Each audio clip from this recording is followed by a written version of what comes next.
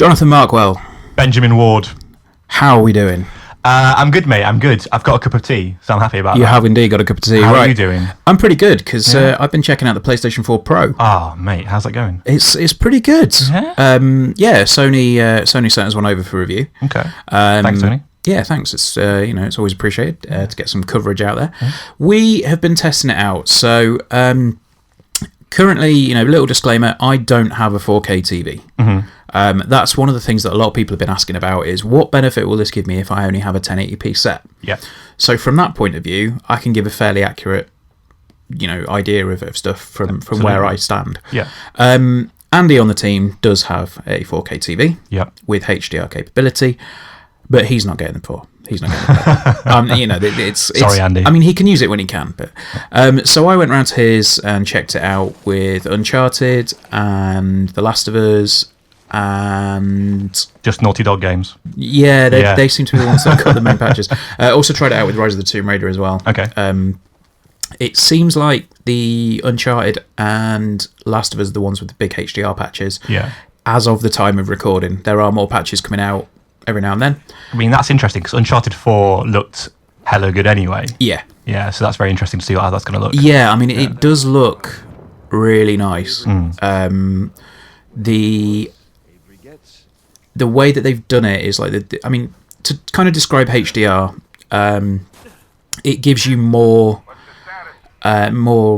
range between your colours. So you've got a much sharper contrast between like black and white and different colours. Yeah. And it does make a difference. Like, it's very difficult to get across how big a difference it does make. But it genuinely is like quite surprising. Okay. So I was impressed with it. I thought it was really good. Yeah. The detail was a lot sharper. You had a lot more, not necessarily going on in the scene, because obviously the game is the game. It's just being displayed at higher resolution. And I think Uncharted used the what Sony are calling the checkerboard. Up-resing, which is kind of taking it and then doing some stuff to it, but not quite making it native 4K. Yes. There is some confusing wording around some of the stuff at the moment, but as things start to happen a bit more, we'll see a lot more in terms of what the PS4 Pro can do. In terms of what I've found from it, in general, we'll go over the specs. I mean, obviously, it's from the same sort of design family as the Slim. Yep. It's got 3 layers on it, and essentially, it is a PS4, but it is a PS4 with more grunt behind it. If you play a standard PS4 game that hasn't been patched, my understanding is that it runs exactly the same as the standard PS4. Right. However, any games that going forward or any games that are getting PS4 Pro patches will have some system requirements. I think the minimum resolution is 1080p, so the game has to run at 1080p. Yeah. So the performance boosts are enabled by a more powerful GPU. Right. They're also enabled by faster RAM.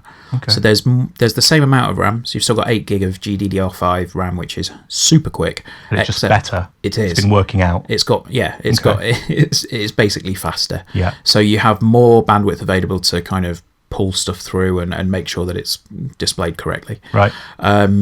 The other thing as well, the PS4 Pro has an extra gig of standard like PC RAM. Okay. So it's DDR3, I think, which basically says anything outside of games, this is going to sit in the system RAM, so the extra gig of RAM. So things like Netflix, iPlayer, I think some of the operating system stuff as well will sit in that system RAM, so it's freed up a lot more RAM for developers to put into the games. Excellent.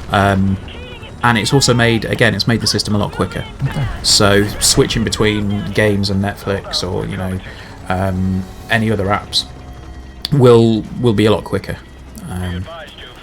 Games that I've tried so far, I think most of them have had patches, because there are differences. I mean, you've seen some of the stuff that we've looked at already. We were looking at Rise of the Tomb Raider. We were comparison earlier, and the difference between the PS4 original version, which runs at how many frames a second? It's 30. That's 30, and then the PS4 Pro version was quite startling. Yes. The movement was a lot more fluid. Yes. It looked like Looked the most like I've ever seen a cutscene look like real people. Yes. Yeah. Yeah, I mean, it's that you'll probably see a lot of comparisons about Rise of the Tomb Raider. Yes. For the sole reason that it's the easiest game to do. Yep. Because what they've done with the game is actually in the menu options they've put how do you want this game to be displayed. Like if you have a 4K TV, you can display it in 4K. Yep. If you have a 1080p TV, you can either have a higher frame rate or you can have more graphical effects. Yeah. So that's basically akin to like better quality textures, better lighting effects, and things like that. We're going to put some comparisons in the video, but at first look, they do look a little bit subtle. Okay. But as you go through the game, like you are playing it, and you think, oh, this does look a bit sharp, or this does look a bit nice.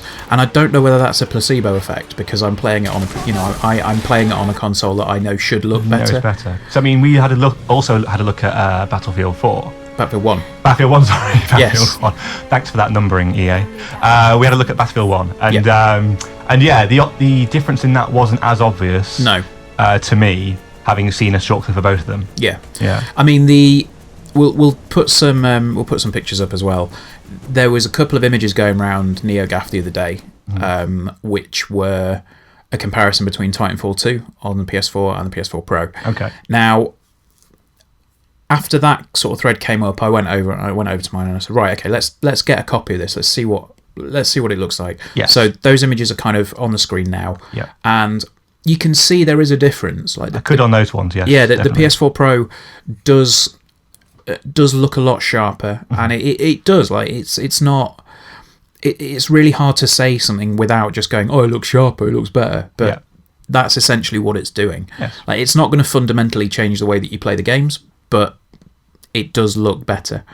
The other thing that I wanted to talk about was VR, because we've had a PSVR since launch, and I've not really had any problems with the performance of it on the PS4. Let me think. No, not really. The only performance issues I can remember having were probably due to the position of the camera we had at the time when we were playing Job Simulator, things like that. In terms of sort of frame rate issues, performance issues, none spring to mind. No. And that's been the interesting thing for me, is that I thought, I genuinely thought the PS4 standard was going to struggle. Yeah. But it hasn't. It's done really well. And I thought, well, you're going to need a PS4 Pro for VR. Yep.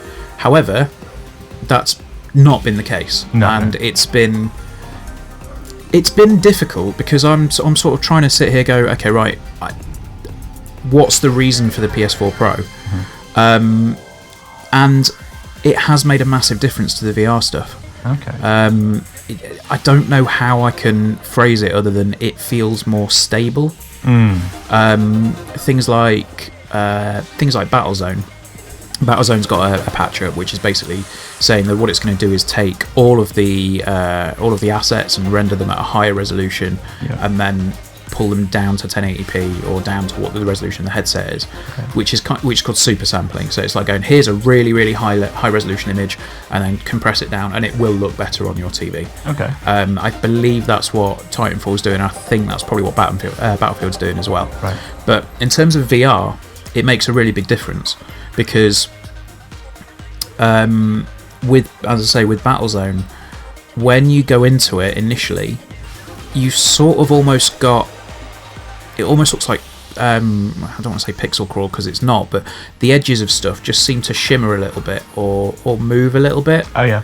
And that's gone with the PS4 Pro. Nice. It's a very different experience, and it's a very good experience.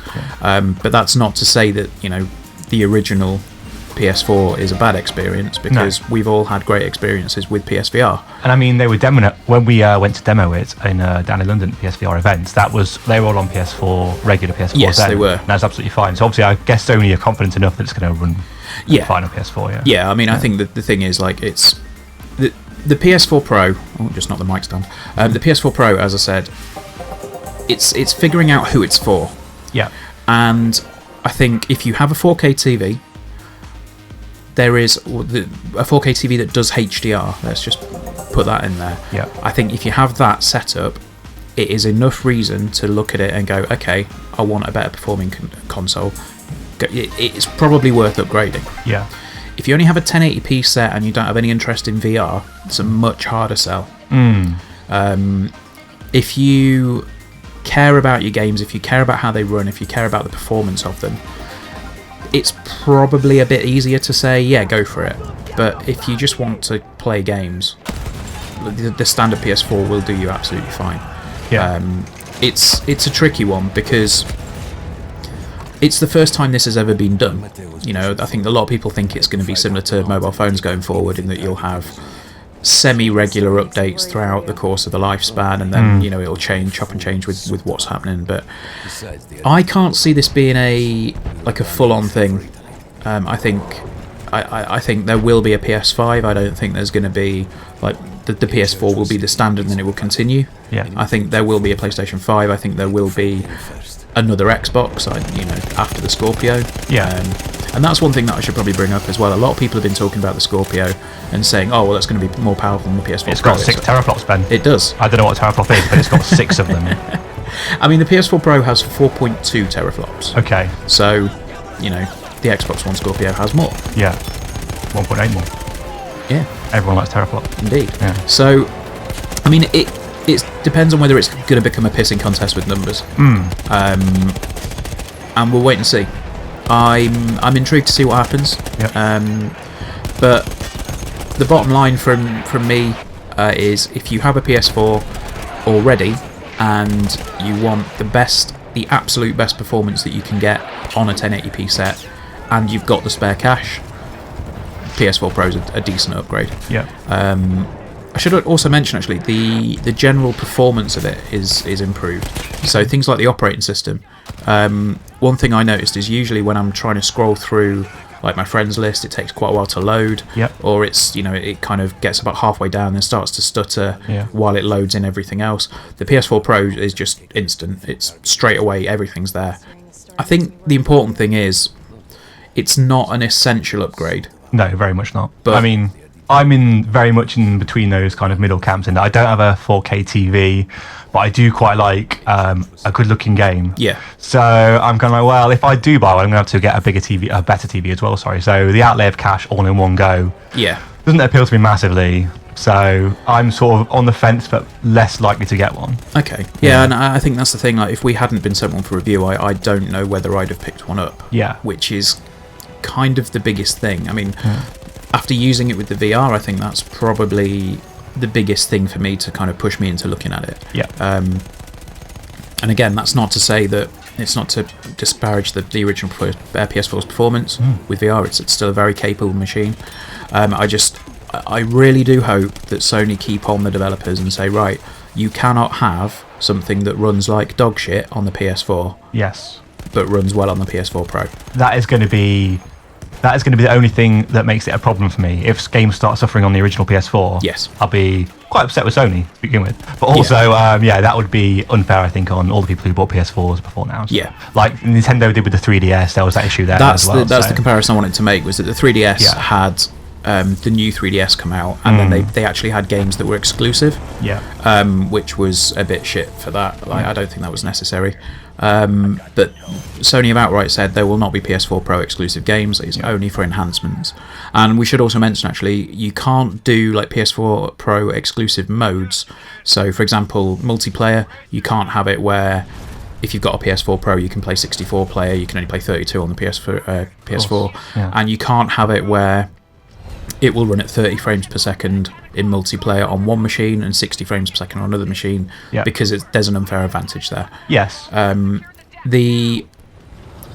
From my understanding, there may be differences in terms of the stability of frame rates. Okay. So if a multiplayer game is running at 60 frames a second, you may be susceptible to drops on the PS4, not on the PS4 Pro.